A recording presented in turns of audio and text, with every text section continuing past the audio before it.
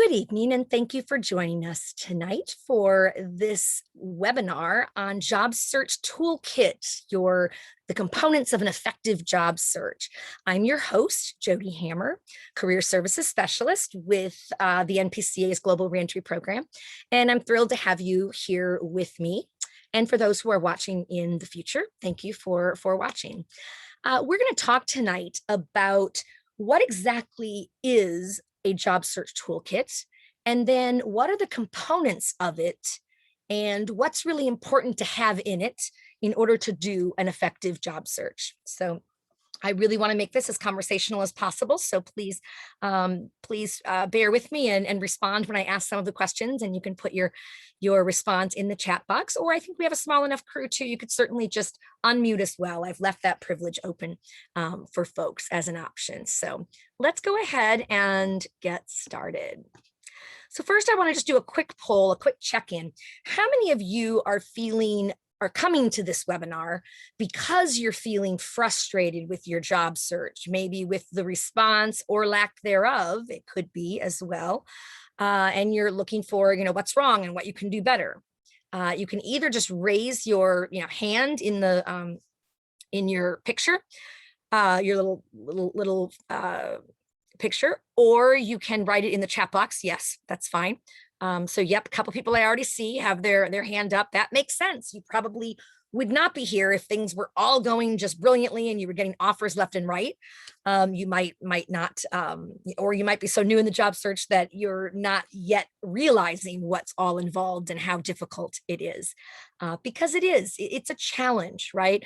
The job search is not always easy, right? And what I'm here to do tonight is to talk to you about some of the aspects that you can incorporate, make sure are part of your own toolkit, if you will. I like that image. And how these components can help you be more effective and maybe not feel that sense of frustration that you're feeling, and or ideally lead you to more success in the job search so that you do get that job that you're seeking and can move forward and such. So that's my goal here, and I'm happy to be with you. So let's see, we have a couple comments here. Cheryl saying not frustrated quite yet, just trying to get myself ready. That's great, Cheryl. That's a good place to be in, because a lot of times if you've been in the job search for some time and it is frustrating, it's easy to kind of get a little down on the job search, or more often than not, down on yourself, right? Where you end up, being negative on yourself or hard on yourself, or as I call it, shoulding on yourself, right? I should have done this. Oh, if I'd done that, it would have been different. I would have gotten it. I should have, shouldn't have, all of that. And that just doesn't really do a lot of good.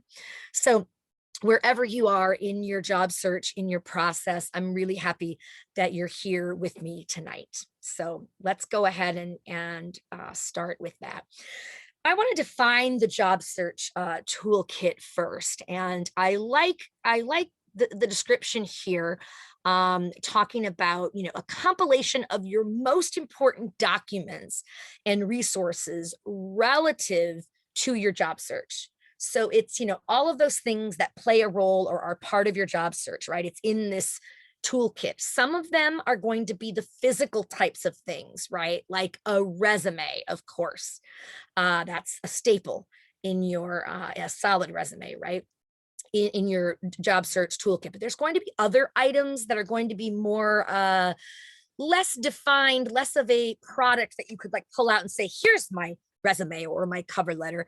It's more of some of the things that you need to do. And so we'll be talking a lot about those. And I really envisioned this session as largely a forum for a lot of your questions as well on any of these concepts.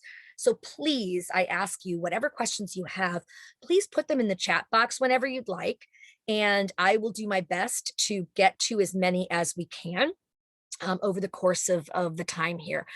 If you can do me a favor, no big deal if not, but if you can, if it's like a question on resumes, put right up front resumes, like in all cap. That way I can easily just glance at the chat box and pick out the ones together. I really kind of like to, instead of going back and forth on different topics, that would be great.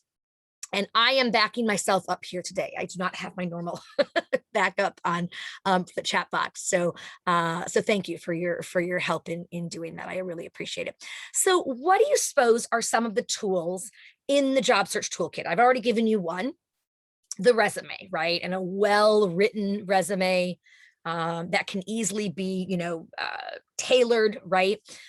For specific jobs and such, right? So some people will call it a template resume. And we'll talk more about that in a little bit. But what else do you think is in a job search toolkit, in your job search toolkit, for example?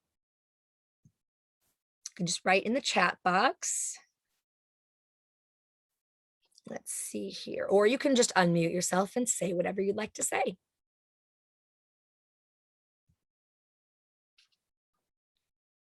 Oh, great. Great. Your network, RH, the network, very important. Absolutely. Your network. And I'm going to be talking about that in a couple different times tonight. Your network is foundational. Absolutely. I have a pitch template, says Rachel. Good for you, Rachel. That is great. That's kind of like the elevator pitch, right? Or the pitch where they say, tell me about yourself. A little bit about yourself. You have that kind of pitch, but I'm sure it doesn't sound rehearsed, because sometimes people have that pitch and they have it so down, they've like written it out and then memorized it, right? And what ends up happening is that it sounds rehearsed. So I always say to people, for your pitch, when you're starting to try to, memorize yours or think about what you'd say, try to do bullets of like the concepts that you will include, so that it's not so much down to every word, where it's much easier to not sound rehearsed if you just have the bullets and you're kind of talking a little more extemporaneously. So good one, Rachel. Thank you so much. Adrian shares a cover letter. Absolutely. Cover letters are very important, and we'll talk about that a little bit more when we get to the slide of the foundational ones. Very, very important. Okay, great. And there's a question about cover letters. Thank you, Ken, for doing that as I asked. I will take that after I talk about that concept. Their official transcripts from higher ed programs, very important. And I'll tell you, too many people don't remember this. And what they do is they apply for a job and they're really well qualified for it and they're all excited, but they find out, like, they find the job a couple days before, or worse yet, they might wait until the night before it's due. I'm sure none of you have done that. I think we all have probably done that at some point, right? Only to find out, oh my gosh, I have to have my official transcript. I can't get that overnight or by tonight at midnight. So they miss out on a great job. So it's really, really helpful to have that documentation in advance. Just order it from you can order a couple of the official and unofficial. There's the different ones, that you can get. Some are fine with an unofficial. It just takes less time for that, but just have that official one even, so that you have it with you and you're all ready for if and when it is. They'll have it usually in like an envelope where it's even sealed, or sometimes, if it's an unofficial one, you'll be able to scan it and, they'll be able to get it electronically these days. That's oftentimes the case. So that's a really good one. Thank you so much, Jenny. That's so important. Maybe other continuing education. Yeah, Adrian, by that, I assume you mean like documentation of maybe courses you've taken, right? Or, and there's so many free ones right now in COVID times, right? There's a lot of Coursera and all kinds of different universities are doing different, studies or opportunities, and it's all free unless you want, some of them, there's a fee only if you want the certificate at the end. And for some, it maybe makes sense to have that. For others, you really don't need it. It's just nice to have that concept. So, talk to people and find out if the actual, certificate would be helpful or important, and proceed accordingly. But those are great ones. Nice. Yes. So staying up on learning things, that's a great use of your time in a job search, because let's face it, I was reading an article and a lot of people think, okay, I'm going to be doing a 40-hour a week job search where I'm going to be doing, submitting applications and such 40 hours a week. That's not realistic, right? And if you are doing that, I can guarantee you are not tailoring them. You're just, using the same one, if you will, more or less, hopefully changing. And sometimes this happens that it doesn't get changed and you're submitting it to company A and you have company B's title on it, which is not impressive.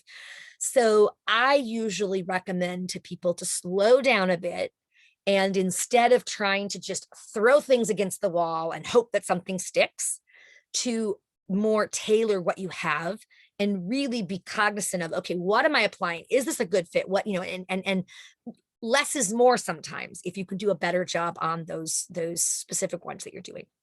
So, but good, very good point there. And that can be in there. Yeah, all of those. Wonderful. Wonderful.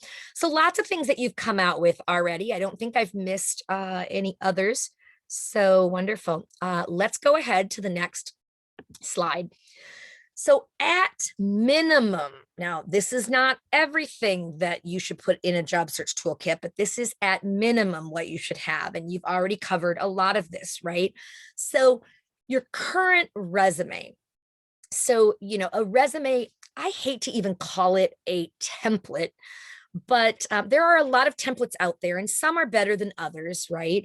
I like to get ideas from templates, but not necessarily. Sometimes when you use a template, it can be, there's no opportunity for maybe, modifying it to fit your own specific needs, right? You have to get this part fit in this much space. And so sometimes that can be hard, but there are a lot of good, templates that are out there as well. But what you really need to do is always tailor it specifically to that job that you're going for. And what does that mean? That means looking at the job posting, looking at their required or desired qualifications, making sure you meet those for the most part, right? Now, sometimes people will talk about, they'll say, well, I have most of the required items. There's one item I don't have. Should I not worry about applying? That depends. I mean, I'm a big advocate of doing some stretch applications depending on the audience. I mean, if it is a federal government position and they have your required competencies are A, B, and C, you will have to meet generally those requirements in order to get it under the normal, the standard open to all US citizens hire, where it's on USA jobs and things like that, right? Different situation for NCE, but to some degree, right? As long as somebody meets the minimum qualifications, they could theoretically be hired for the position when they have NCE. So that's why it's so advantageous. But you want to make sure that when you're applying, you are going to be a pretty qualified candidate, right? Because let's face it, today there's a lot of competition, right, for the jobs that do exist. And so they're oftentimes looking at like just the top, candidates, right? So it might be the top 10%. It might be, who knows? But when you have 200 applications or more, sometimes that's still a pretty, that's still quite a few, candidates to look at, right? So making sure that you not only tailor your resume to include those bullets, I mean, those bullet points or those, not bullet points, those keywords that you put into your bullet points, and you really make it for that job. So when they're reading through it, they're saying, wow, this is a great candidate. We're going to put him in this to be considered further pile versus the circular file, AKA trash, as I always call it. So you've got to get beyond that initial, right? So you want to make sure you take that time and effort to do that. Yeah. So don't say you have something if you don't, but definitely a lot of times people are too, I think, critical of themselves. Well, I don't really have grant writing experience. Oh, wait, you were in Peace Corps. Did you ever write a PEPFAR grant or any kind of a grant in your community? Most people maybe did, or many people did. And they're like, well, yeah, I did there, but that was Peace Corps. Great. Then you wrote, received, and implemented, or maybe you didn't receive it. That's okay. You still wrote it. So wrote a grant and try to be specific, right? For XYZ. You didn't say you got it, but you said you wrote it, right? And that can be used for proof as well. So really look at those kinds of things. Okay. Great. Resume, if you have questions on the resume aspect, I would say put it in the chat box now, and I can certainly take one or two questions. This is a challenging webinar in a sense, because I could honestly spend an hour talking about any one of these 5 bullets very easily. And we fortunately have webinars we've done in the past that are on our Global Reentry playlist, which I will be linking for you all in the follow-up that comes out. We always share with you a link to, where you can see this and other videos that are informative, career ones and professional development ones. We've now split them into two different kinds. So my Fridays are more professional development topics, and my Monday nights are more of the career development ones. So you can refer to any of those as kind of a backup on more information, but certainly ask your questions if you have certain questions on the resume or cover letter or whatnot. So let's go on to cover letter and talk a little bit about that. What we say here, a cover letter template.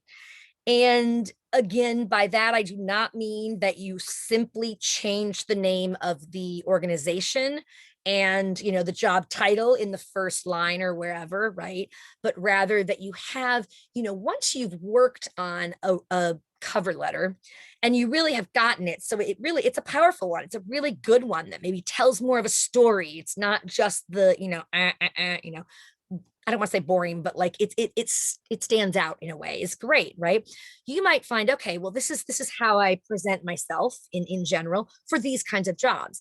So what's great is you don't have to start from scratch every time you apply for a new job with your cover letter, right? That would be exhausting. What you can do, what I recommend people do, is pick your cover letter that in the past that's for the job that's most similar to the job that you're going for now. Why? Because it will mean less tweaking, less personalization, because you've already got some of that done if it's a similar kind of a job. And it'll make it easier and faster for you. And that's what it's all about, trying to implement efficiencies to make your job search go faster so that you can have success faster and you can become employed, which I know, most of you are eager to do. So that's a little bit on cover letters. There's different ways to start them. And in one of the webinars that I did, I talked about kind of starting with incorporating story, the art of story. Story can be a really powerful one, especially if, and, as an example, it might be, maybe this is a company that you've been, following for so long, or maybe even when you were in high school or college, you got your first pair of whatever shoes, and it's that company that you're applying to in like a marketing position, or who knows, right? You could incorporate that story, into your first and your first paragraph and really stand out and can, and help convince them that, wow, this is somebody that really, knows our product or, has been a fan, that kind of thing. So, and then of course you're gonna explain, what kinds of skills would be help.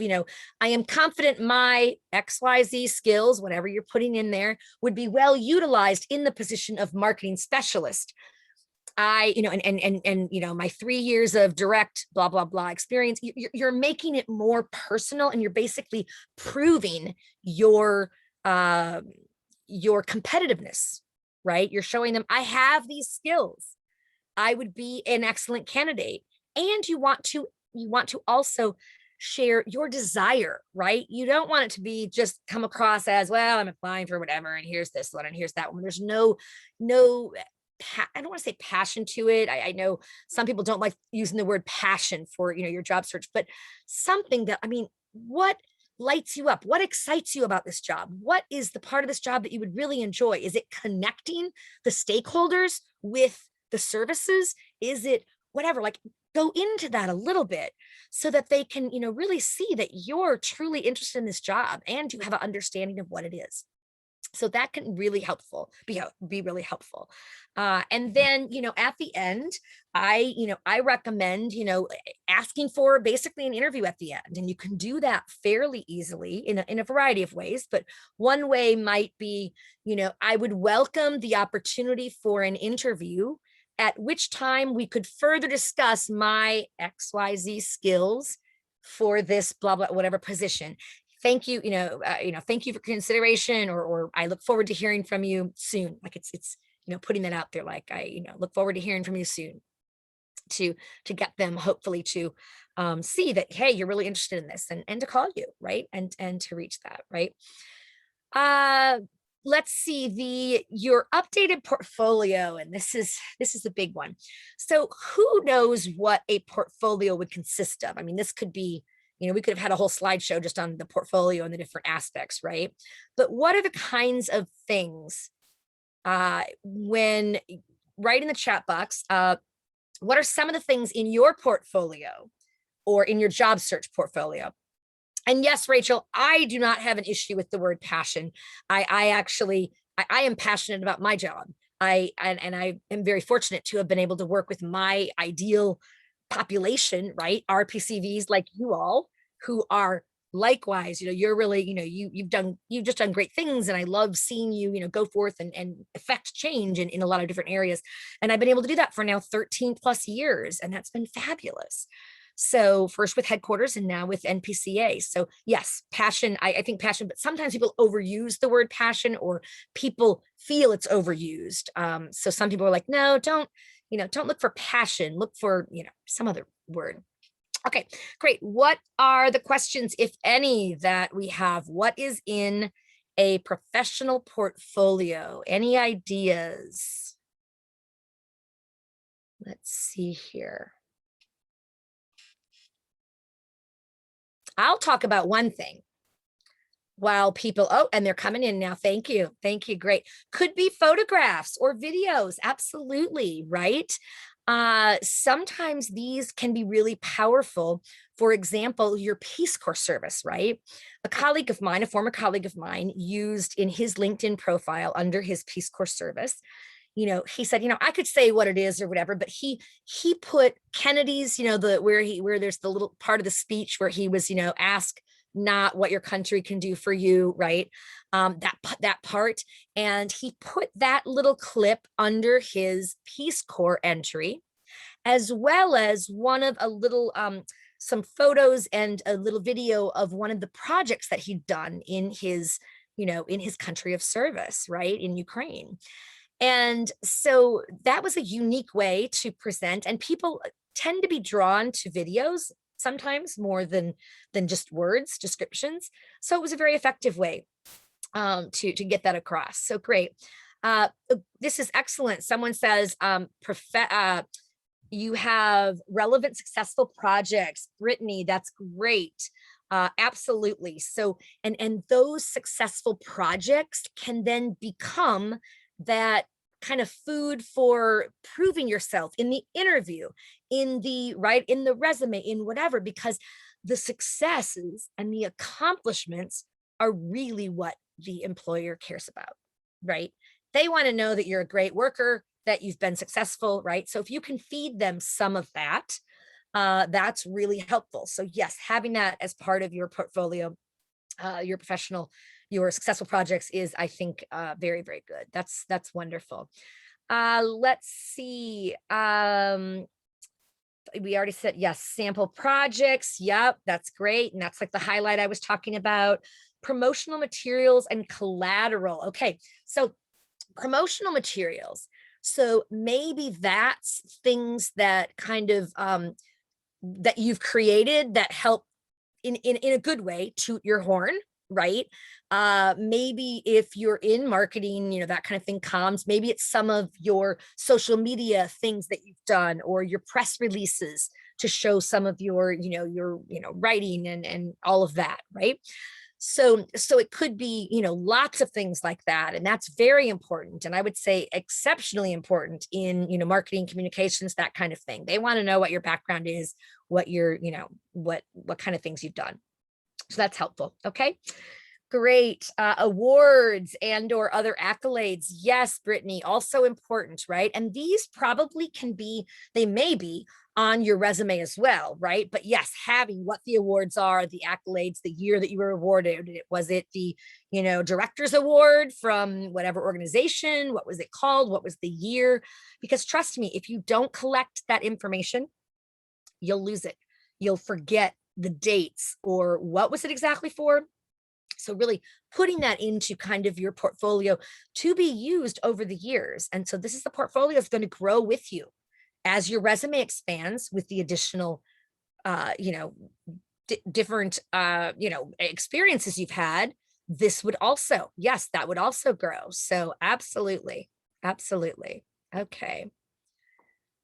So great. All right. So what else here? We have let's see, awards, accolades. I think that's everything in the chat box right now in terms of that. Now, there was a question earlier, and I want to come back to it because it was a cover letter question, and I just want to make sure the critical elements, I don't know if I really outlined it as critical elements, but let me do that really quickly, Ken, for you. You're going to have the introduction, right? Which is where, well, I'm sorry, before even the introduction, you're going to have, who it's from, right? The information, who it's going to, what their address is, hopefully the name of the person, if at all possible. Sometimes they don't put this in the job description. Oftentimes they don't put it in the job description. Sometimes there are ways to find it out even when they don't have it there. And so you need to kind of root around a little for that. And oftentimes you can find the name of the person, especially if there's a title given. Or, if you're really not able to find a title, you could put something like, dear, human resources manager, or dear selection committee, or something like that. At least don't put, I repeat, do not put to whom it may concern, or dear sir or madam. Oh, I hate that. Hate both of those. So I would steer clear of those. Okay. And then, so that's the first part, really, right? Your return.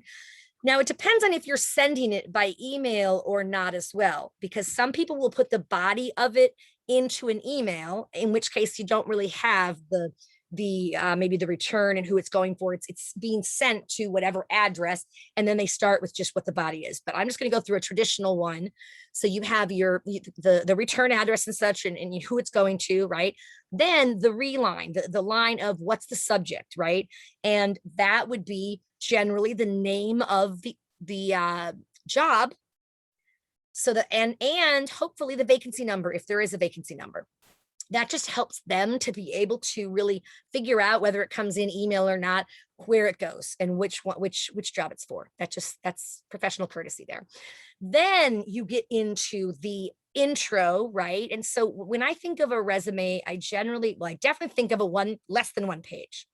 So I would not recommend you go over one page. I mean, there may be an exception if you're going for like a PhD program and you're supposed to document X, Y, Z, and in like a cover letter, that could be an exception, but that's more higher ed.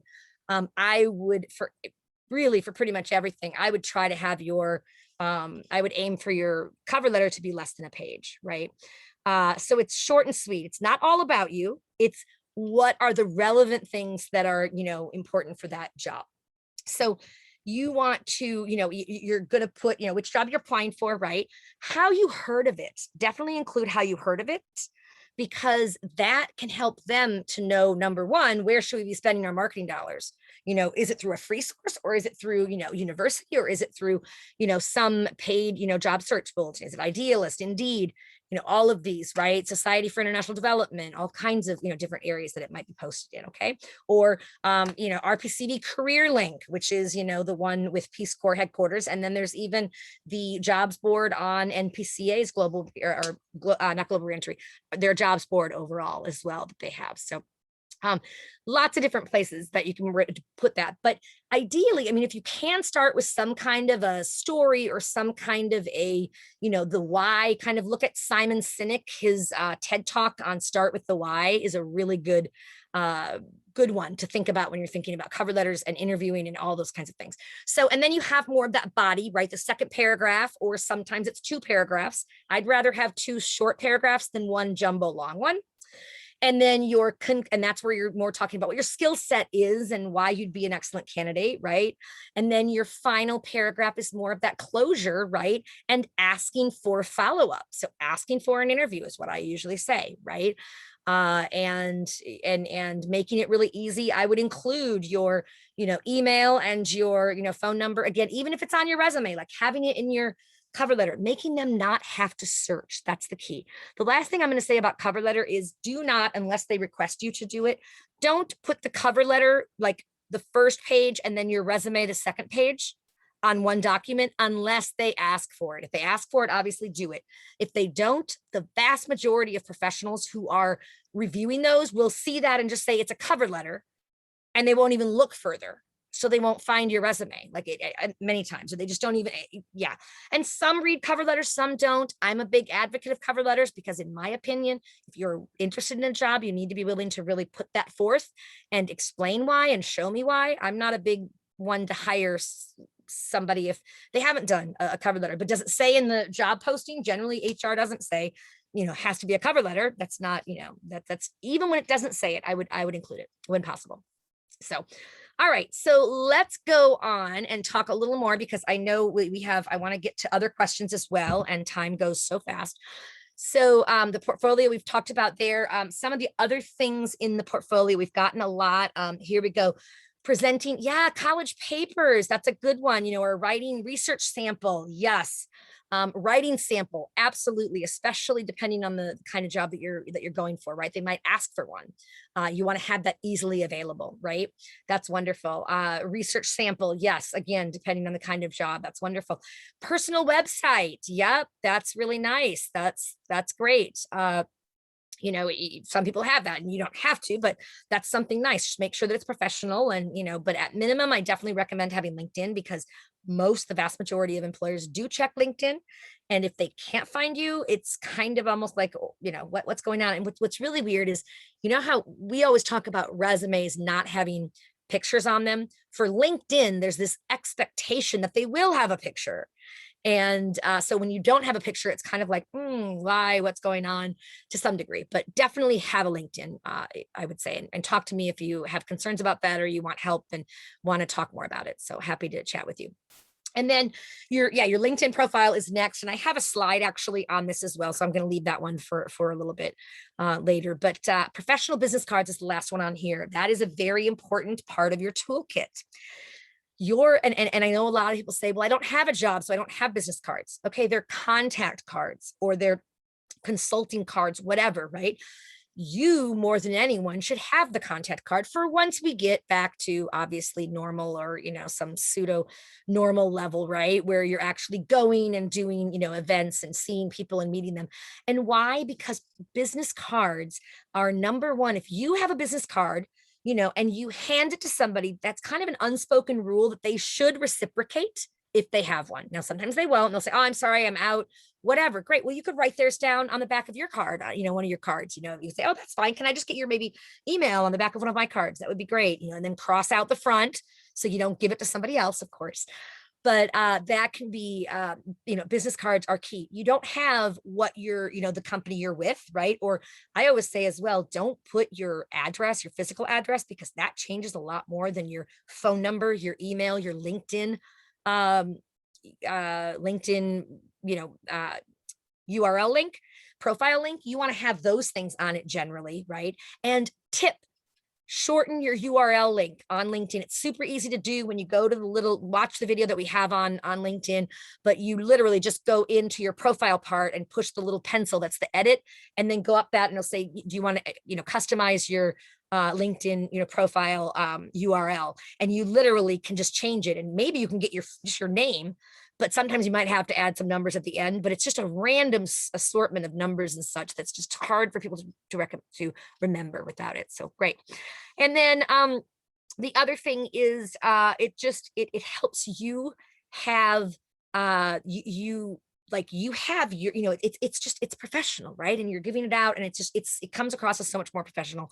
It's great for career fairs, great for, all of that kind of thing. So, and you can get them free at many sites online. I mean, I know Vistaprint.com they used to, and I think they still do some free, but now you can't get it overnight, or, they'll say, if you want it free, it might take 3 weeks, or I've actually never had it take that long and I've never paid for them.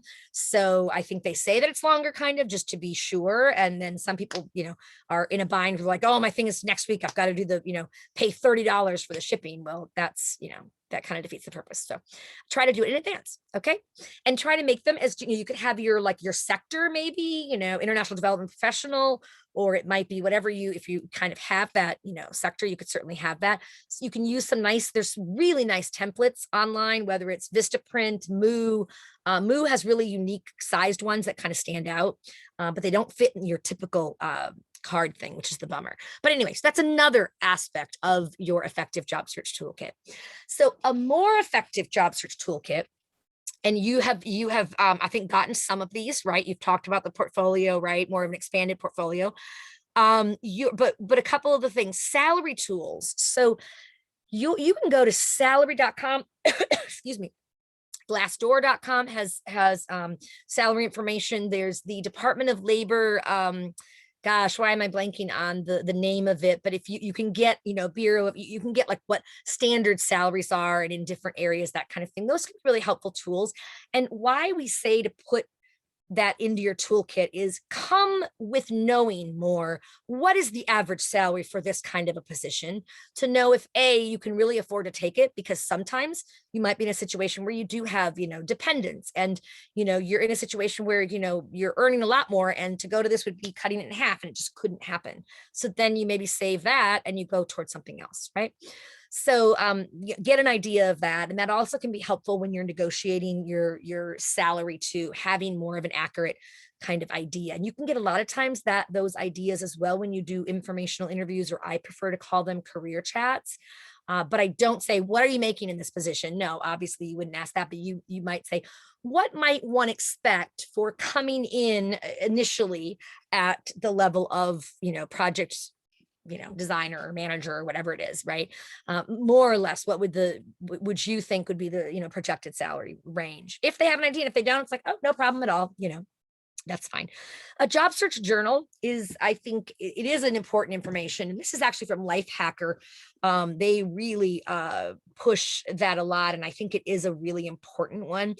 The job search journal allows you to write, like, each day, you can write a little bit about what you did, right? What you're making progress on, what maybe your challenges have been, but it's something so that you can go back and you can look at the successes that you've had, in part because it's hard. Sometimes you get down on, you feel like you just haven't had any success. It's like, oh, this is just, you get really, really down. But when you're looking at that more, well, I did send out 3 resumes here, and I did get a call back, and I got, you can kind of look at some of that to keep going. It can help you to keep motivated and keep going, and just write in that journal, also write in that journal more kind of, you can document what you need. A little bit of that can be, what is the job I'm really looking for, look like. Now, some of you have been in the boot camp, maybe the mid-career boot camp that just ended, and you might have a little more insight into what you're going to be targeting or what you are targeting. So you can kind of, you can tighten up your job search and really kind of be focused on that. That can help, but to remind yourself, because sometimes what happens is, when we're going along in the job search and it's taking longer than expected, and it's just, we're really kind of getting down, we get a job offer and it becomes, well, this is an offer versus none.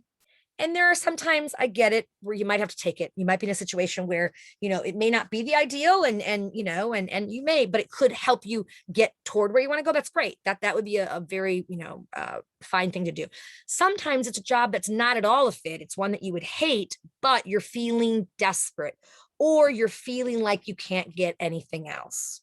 So when you have kind of that idea of what you need and deserve, and, like what you've been doing to work toward getting it, it can help you to maybe not make that rash decision that you might regret in 2 or 3 months or whatever, and then be miserable until you can find another job. So let's see, excuse me. The list of references is really important, and keep putting your questions in the chat box, please, if you do have some, because I will have some time. I want to really take some more of those questions as well from you to make this most effective and most helpful to you, the audience that's here right now. So your references is key, and you want to get those in advance, right? And you want to use references that are that will speak, obviously, that will speak highly of you, and who know your work, right? So if usually that's your former supervisors, sometimes it's a former colleague, that kind of thing. In general, you want to have probably 2 former supervisors, more recent ones, ideally, and then maybe one that is, can speak to some other, aspect. So You want to have those lined up, and you don't want to just be that like disappear act where you come back to them and say, hey, I have a job and it's, can you be my reference?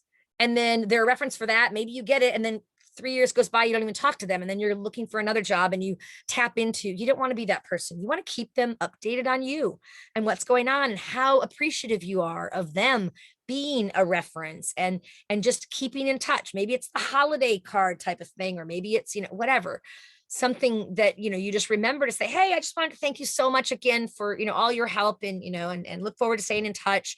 Keep me posted of what's going on your end, whatever, just have that more where you are more in touch, and provide them with your resume, but provide them, I even say, like when you email, just copy and paste the job that they worked for you into the email that you're asking for them to be, so that they can have it right there and they can be so effective for you. They can say, when they say, oh, when did she work for you? Oh, she was here from 2003 to 2000 or 2013 to 2016. They can have it right there, a cheat sheet, right? Versus, well, let's see, gosh, it's been a while now. Let me think. That's just not very impressive, right? So you really want to have those, references and such, and always ask first, right? And people understand that you're not maybe going to use your current job supervisor because maybe you haven't mentioned that you're looking for another job, and they get that. So that's fine. Job alerts is one of the other things to talk about, and that can be, there's many different job posting, and they'll have alerts that will come to you, Idealist, Indeed, some of these, big ones that will let you know, like you set up an alert, and USA Jobs for federal jobs does this as well, where you set up and you say, I want to hear whenever there's a posting by X company or in this region, or you set up what you're, you put on the filters, right? And then they let you know with whatever frequency you want. Is it daily? Is it weekly? Is it right? And so you can get, now I would recommend not having it. I wouldn't have it any less often than weekly, because honestly, when jobs are posted, some of them today will say, the closing date is May 26th, or when we receive 100 resumes. That could be in a couple days. I mean, so you really want to do it as soon as you can. Okay, great. And then last, and there's so many different ones. You can look these up, the ones that are most effective for your industry, right? So, and then application tracking, some kind of tracking system. There are a lot of apps that are out there that do this for you, that can, some of them you might pay like $2, $3 or whatever, but some are free. Or it can be as simple as an Excel spreadsheet or a Google Doc, right? Or I'm sorry, Google Sheet, get that right?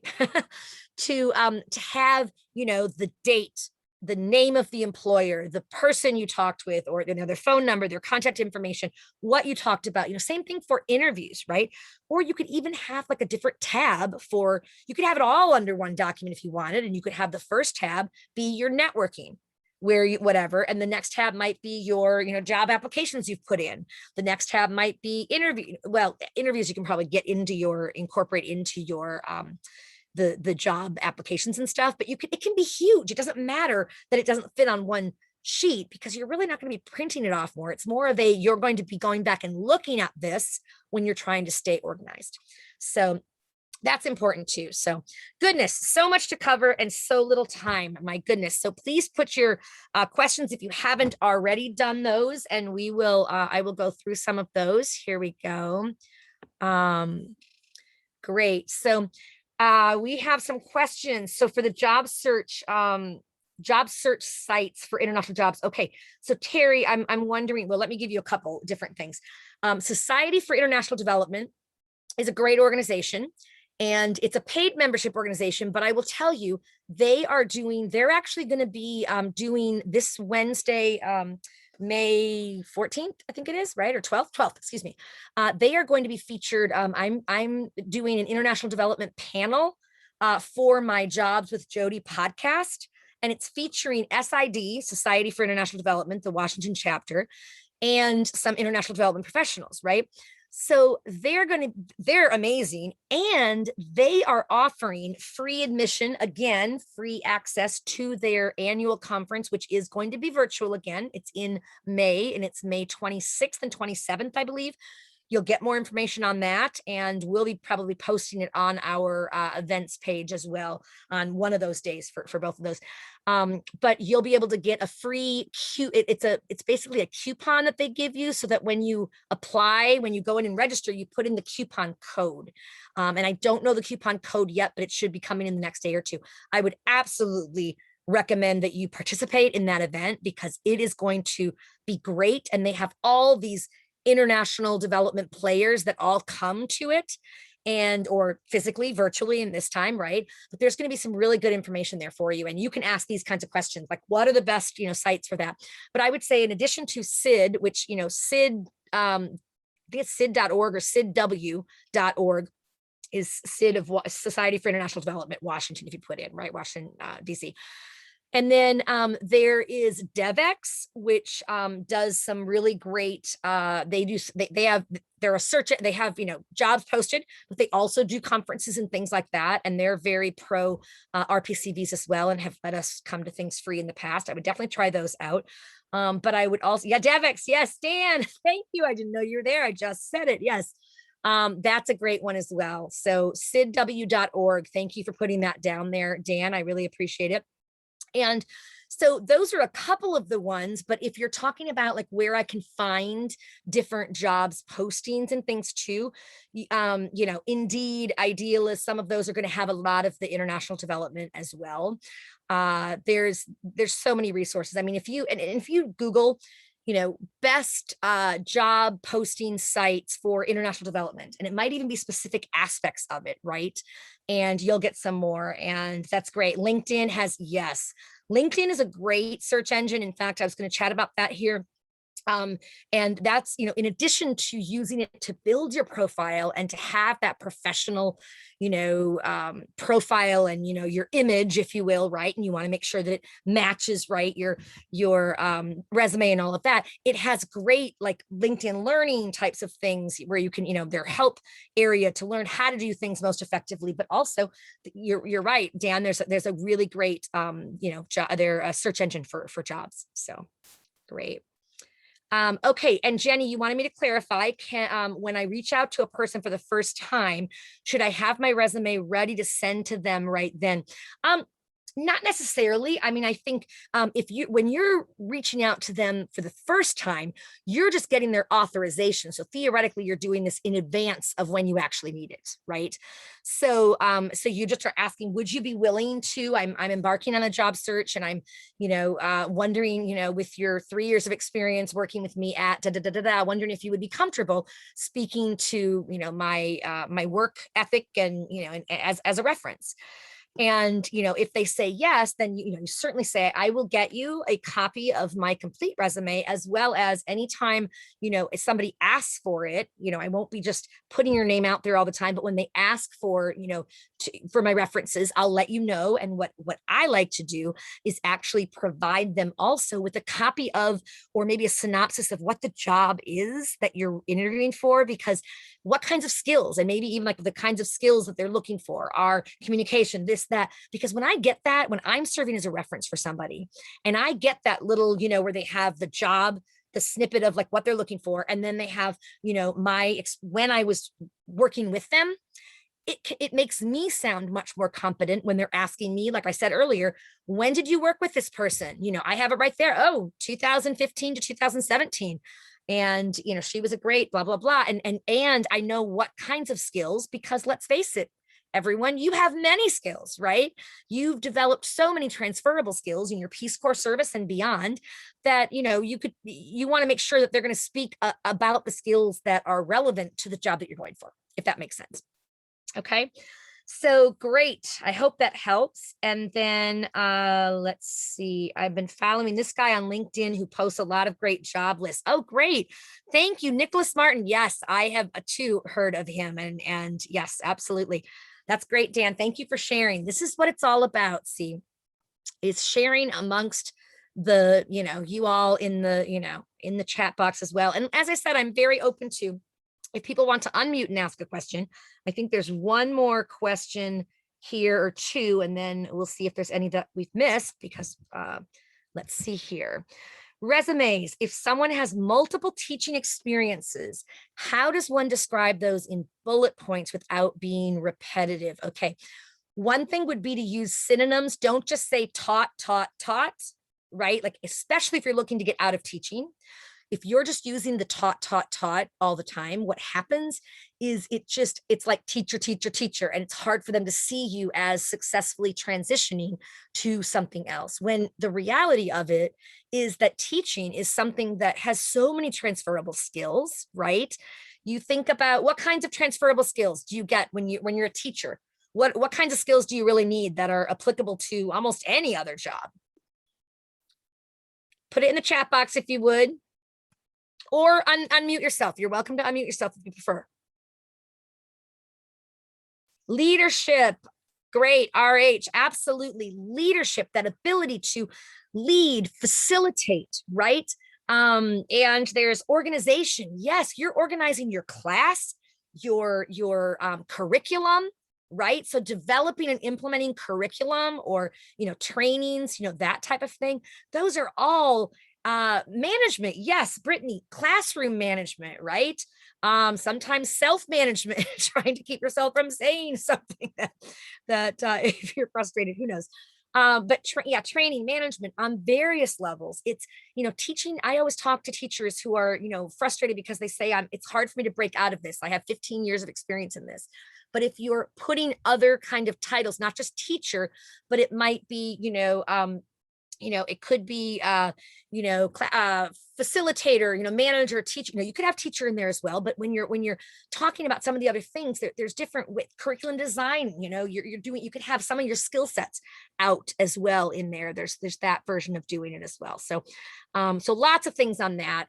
Let's see. And then a good idea to ask a current colleague to serve as a reference, even if you're planning a departure you don't want to reveal to supervisor other colleagues. I think that totally depends on how close you are to the one colleague. Like, if a current colleague, if you trust them to keep your silence and to not let it out that you're looking to leave, absolutely, that's great. If you have somebody that would be willing to serve in that capacity, that's excellent. But if not, I wouldn't, right? And like I said earlier, it's okay if you're not using your current boss generally, because they know that you may not be putting it out there that you're looking to leave. Sometimes it's very open and it's fine, but other times you're not really liking to do that. So great. Did I miss any? Let's see, of these. There was one question maybe earlier. Let's see. We went through. Any other questions there? Feel free to unmute yourself, or as I look through the chat box here.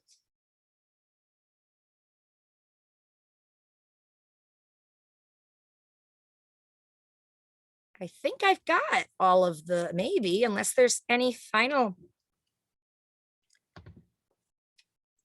questions there. What are we? Jody, this is Jenny. I have a question I'll throw. Oh, yes. Jenny, how are you? I'm fine. How are you? I'm doing fine. Thanks. Thanks for being here tonight. Yeah, good to see you again. I just want to ask about touching base with people that you maybe already sent out a cover letter to, and how much time is really recommended to allow for replies. If it's been a couple months, is it worth just reaching out, or what would you say to that situation? Yeah, no, that's a good question. I mean, follow up on your, applications is absolutely, I think, okay, provided now, if they say, do not call us, we'll call you, sometimes generally you want to follow what they say. I've heard of people who've still done it and nobody else is doing it, so they get kind of in, but I would probably kind of follow their guidelines on that. But if they haven't, to just, follow up and very professionally, just to say, follow up and, I'm writing to follow up on my application for the da. I remain extremely interested in the opportunity based on my XYZ skills and would welcome the chance for an interview, and something like that, pretty short. And then, sometimes they'll respond and that's great. Maybe they say we've already filled it, or maybe it's, it hasn't, we had to remove it. Sometimes they had to take the job down. You might get some insight, right? Other times, you might never hear from them, right? And you can do like a checking back maybe twice, but I'd say after twice, I mean, communicating twice with them, if they don't, you almost have to just kind of write that off, right? And say, well, I probably will, I'll maybe get a thanks but no thanks letter, right, in the mail eventually. I may, but I may not, right? Sometimes they just don't it's only the selected candidate gets, known. But anytime you do get that thanks but no thanks letter eventually, I do recommend that you follow up to that, absolutely, and say something really professional like, thank you for letting me know regarding your selection decision for the program manager position. While disappointed to have not been chosen, I wish you the very best with your select candidate. Should you have future opportunities that arise, please keep me in mind as I remain deeply invested in blah, blah, blah, whatever, just letting them know thanks, but no, when they say thanks, but no thanks, you're coming back and being uber professional, because guess what? Sometimes those jobs, the people that they chose, fall through the cracks of maybe when they do their background check, they fail it, or they decide not to take the position. And I can guarantee you, when you have done that kind of professional, even in the face of rejection, that can go a long way for you to be able to, get maybe even a job out of it. So any other questions? Dan, if you are still here, I'm wondering if there are any in the chat box. He may or may not be here. All right. Yes, I'm still here, but I think you've covered it all. Great job as always, Jody. Oh, thanks, Dan. If there are ever any additional questions that you have, that you can always reach out to me at jody@peacecorpsconnect.org, or the shorter one, jody@rpcv.org. And we always do like to, we want to make these webinars as much meeting your needs as we can, right? So tell us what you want us to cover. You can write it in the chat box right here. If there's a topic that you want covered, let me know. I mean, there may be one already, but let me know what are the other topics that you want covered, both in our webinars for our career job search, as well as the Friday professional development ones we're doing now, as well as the podcast. We want to make that, our services are all for you. And Dan and I actually work together, for those of you who might not know. And we together are pretty much the Global Reentry Program right now. And it's been a really fun journey, and I'm really enjoying it, and enjoying, connecting with RPCVs like you. So always helpful. Oh, and yes, Dan, thank you. We did not mention, thank you, the PSN circles. And, it might be great. I'll mention it. And then if you want to add anything to it, there's the peer support network circles. We're doing, there's a pilot, they're doing now, several. They have, is it 12, I think, Dan? I can't remember how many, but they're located all over, but they're virtual right now. And it's a great opportunity when you talk about supporting, when we were talking about finding your support system, right? And supporting, each other. These are designed to, help. Oh, great. He just put the current circles you can find by going to that Google Doc right there that's linked, and you can see if there's still space and that you'd like to be in it. And I think they're meeting with maybe some are different frequency, but maybe like every other week. Or Dan, do you have a little more guidance on that you might be able to share? I know you've been more involved in it. Sure, I'd be happy to. Thanks, Jody, Thanks. for opening the space. And before I do, I have to say congratulations, Jody, on 1 year now with Global Reentry. It's Oh, thank quite the you. milestone. Happy anniversary. Thank you so much. As far as the peer support circles go, this is a pilot. It's probably a little late for the evacuated volunteers who were asking for this, but thanks to some social work interns from the University of Maryland, we did some trainings for facilitators. And those names that you see in column C of that Google Sheet that I just shared are the current facilitators who are trained in either up and running or about to get up and running. Some, at least one of the groups is already full. And you'll see in the first column the type of focus that they have for some of the groups, and some of them are just general. For those of you here, you're obviously interested in career support, and Jennifer Manhoff, I can't remember, Jody, is she still accepting new members? I think she said that she was kind of tapped out, but she might still be open if you want to talk to her. She's the only one focused specifically on career support. But it's just a great way to have a community of like-minded Yep. people who might be going through the same issues as you, and just to create some friendships and peer support along Yep. the way. They either, to answer your question, Jody, they either meet every week or every other week for the most part. Okay, Yeah. great. And Yeah, the pilot, we're going to check in with all the facilitators at the end of the summer and see nice. how this went. But I can pretty much predict that we'll continue doing these in a little bit more formal fashion moving forward. And I think it'll Yep. be really nice once we can meet in person. We can do Oh, I them, know. out of people's houses or at local restaurants and things. That'll be really Yep. nice. So looking forward to that. Thanks for opening the space to talk about it, Jody. Thank you so much, Dan. I appreciate you remembering that, because I definitely wanted to bring that up. I think it's a really exciting opportunity to, in so much of what we do in supporting each other, right? It's easier to keep from getting down when you have others that are in the same kind of situation, but working together and kind of helping keep each other, up in a sense. And just, yeah, I think it's very, very helpful. So I want to respect your time, and I realize we've already gone slightly over tonight because there's been some good questions, and I've enjoyed the conversation with you. So thank you so much for joining me. If you do have additional questions now, or you want to stay on for a few minutes, I'm always willing to do that. So let me know, and I'm happy to stay on here. So I'm just going to go ahead and end the recording. Okay. Thanks everyone, and have a great night.